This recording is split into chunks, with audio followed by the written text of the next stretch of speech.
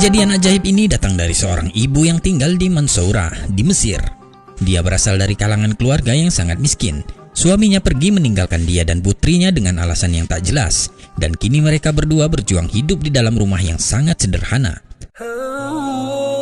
Hari itu di waktu malam, putrinya jatuh sakit dan mulai demam panas luar biasa.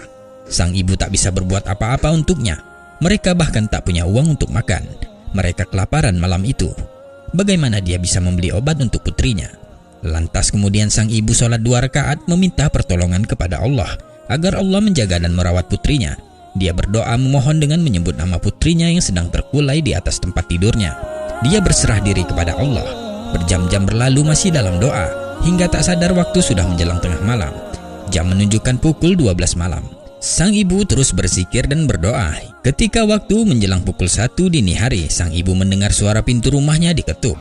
Dia kaget dan sontak berkata, "Siapa itu?" "Aku seorang dokter," kata suara di luar rumahnya. Dalam hati sang ibu berkata, "Mengapa ada seorang dokter yang datang ke rumahku?" Wanita itu lantas mengambil hijabnya dan membukakan pintu. "Assalamualaikum," ujar sang dokter. "Waalaikumsalam," ujar wanita itu sedikit bingung. "Di mana pasiennya?" tanyanya. "Di dalam kamar." Sambil menemani dokter itu masuk, wanita ini berkata dalam hatinya, "Allahu Akbar, siapa yang mengirim dokter ini?" Dokter segera masuk ke kamar dan memeriksa putrinya.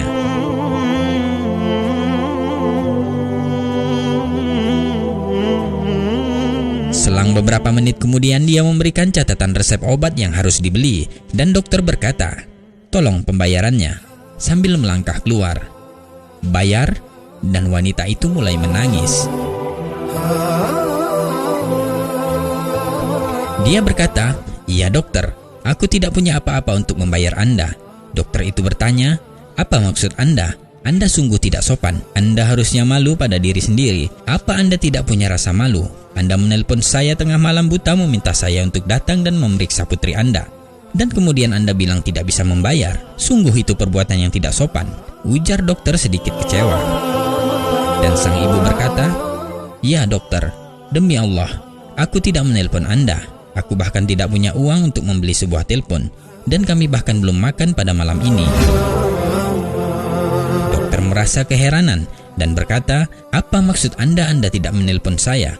Bukankah ini rumah dengan nomor sekian dan alamat ini benar di sini?" Sang ibu segera menjawab, "Bukan ya dokter, itu rumah sebelah, di sebelah rumah kami." Allahu Akbar. Sang dokter mulai menitikkan air mata. Dia segera sadar dan mengerti bahwa Allah lah yang telah mengirimnya ke rumah sang ibu dengan caranya. Dokter kemudian berkata, "Ceritakan pada saya, siapa Anda?" Sang ibu mulai menjelaskan bagaimana semua itu bisa terjadi. Sang dokter semakin terharu dan menangis mendengarnya.